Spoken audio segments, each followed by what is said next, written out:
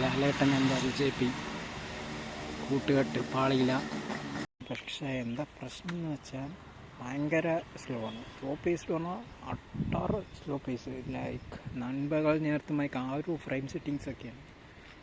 But the thing is that പോളി വിഷ്വലും sound എഞ്ചിനീയറിംഗിൻ്റെ സൗണ്ട് ആരാ ചെയ്തതെന്ന്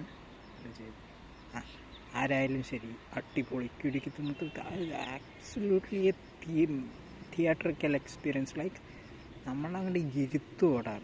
ഓ മാൻ, പൊളി സാധനം പറഞ്ഞാൽ പൊളി സാധനം. ഒരു രക്ഷയില്ലാണ്ട് ചെയ്തിട്ടുണ്ട്.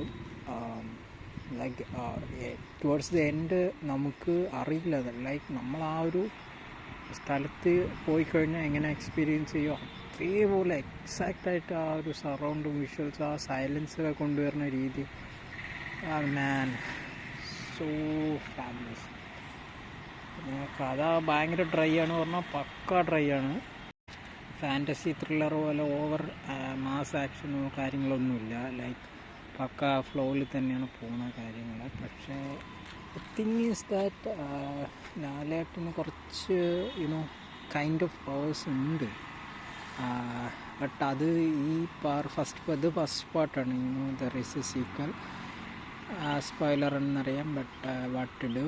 അപ്പോൾ ഇതിലെന്ന് വെച്ചാൽ ഒരു ബേസിക് പവേഴ്സ് മാത്രമേ കാണിക്കുള്ളൂ. അതായത് ഫൈറ്റ് സീൻസ് ആയിക്കോട്ടെ, എല്ലാം ആയിക്കോട്ടെ. നമ്മൾ ചില ഫൈറ്റ് സീക്വൻസിലൊക്കെ ഭയങ്കര ലോജിക് മീൻസ് ഇതിൽ ലോജിക്ക് നോക്കുന്നത് ആക്ച്വലി ഒരു ഫസ്റ്റ് തന്നെ ഇവർ ആ ഒരു പവർ എസ്റ്റാബ്ലിഷ് ചെയ്ത് കഴിഞ്ഞാൽ then it would have been much better. എൻ്റെ ഒരു ചെറിയൊരു ഒപ്പീനിയനാണ്. ലൈക്ക് ഇതിൽ ഫസ്റ്റ് ഇൻട്രൊഡക്ഷൻ അതിനൊരു ഫൈറ്റ് വെച്ചിട്ടാണ്.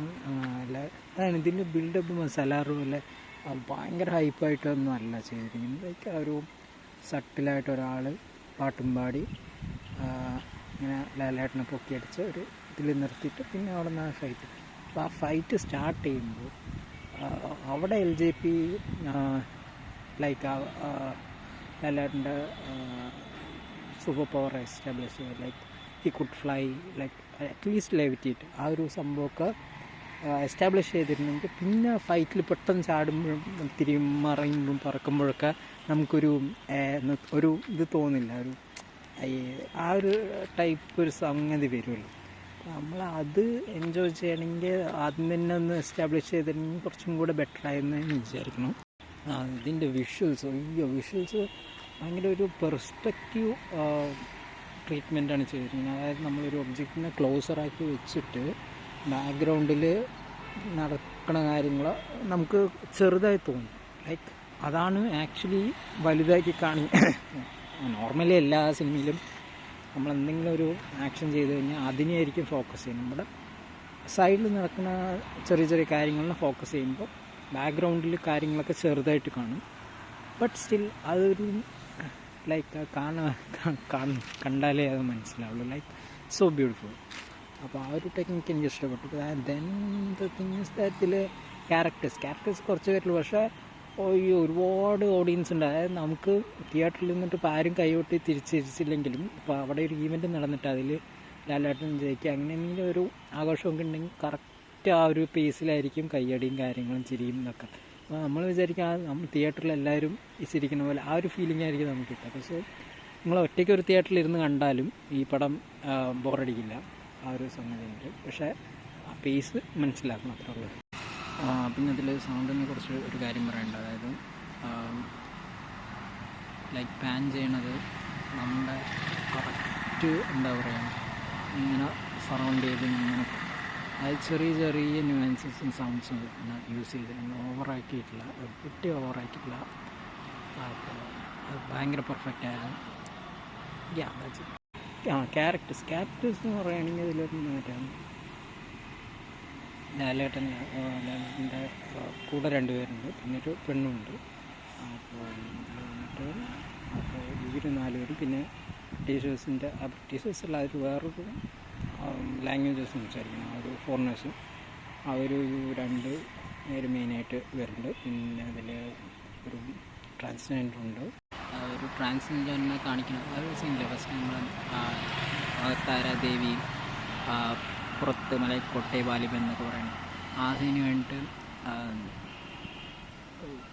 വാലിബൻ അതിൻ്റെ ഉള്ളിൽ കയറിയിട്ട് അവളിനെ കാണാൻ നോക്കും. അപ്പോൾ ട്രാൻസ്ജെൻഡർ വരും. അപ്പോൾ സാധാരണ എല്ലാ സിനിമയിലും അയ്യേ പറഞ്ഞിട്ട് പോണ ഒരു സീനാണ്. പക്ഷെ ഇതിലത് ബ്യൂട്ടിഫുള്ളായിട്ട് ലാലേട്ടൻ ചെയ്തിട്ടുണ്ട്. ലൈക്ക് അതായത് ട്രാൻസ്ജെൻഡറിനെ കുറച്ച് കാണാണ്ട് ഒരു ചിരി ഇട്ടിട്ട് പോകണം. അതെനിക്ക് ഭയങ്കര ഇഷ്ടമായി. അവനെ കുറച്ച് കാണാണ്ട് ഉള്ളൊരു സംഗതി തൃശ്ശൂർ നന്നായിട്ടുണ്ട്. രണ്ട് ഡാൻസേഴ്സ്, ഐ മീൻ ഒരു ഡാൻസും ഒരു ഡാൻസറിൻ്റെ കൂടെയുള്ള ആളാണ് ഈ ട്രാൻസ്ജെൻഡർ. അപ്പോൾ ഇവർ രണ്ടുപേരും അപ്പോൾ ഇങ്ങനെ കുറച്ച് ഗ്രൂപ്പ്സാണ് ഇവർ തമ്മിലുള്ള പ്ലേ ആണ് മെയിനായിട്ട് സ്റ്റോറി ഫോക്കസ്. പിന്നെ പറഞ്ഞ പോലെ തന്നെ ലാലേട്ടൻ ഇൻ്റർവ്യൂവിൽ പറഞ്ഞ പോലെ തന്നെ ഇതിലെല്ലാം ഉണ്ട്. റിവെഞ്ചിന് റിവെഞ്ച്, ചതിക്ക് ചതി, പകയ്ക്ക് പക, അസൂയയ്ക്ക് അസൂയ, അങ്ങനെയുള്ള എല്ലാ നൂലാമലകളും ഉണ്ട്. പിന്നെന്താണ്, അതാണ് നമ്മളെ ഒരു എക്സൈറ്റിംഗ് ഫാക്ടറിൽ ഇട്ടിട്ടാണ് പടം എൻ്റെ ചെയ്യുന്നത്. സോ അത് വല്ലാത്തൊരു ചതിയായിപ്പോയി. എനിക്ക് തികച്ചും മാസ്മരിക മാജിക്കാണ്. ധൈര്യമായി പോയി കാണാം. Must watch theatrical experience. പിന്നെ ഈ കാര്യങ്ങൾ പറഞ്ഞിട്ടൊന്നും കാര്യമില്ല. LJP ആണ്.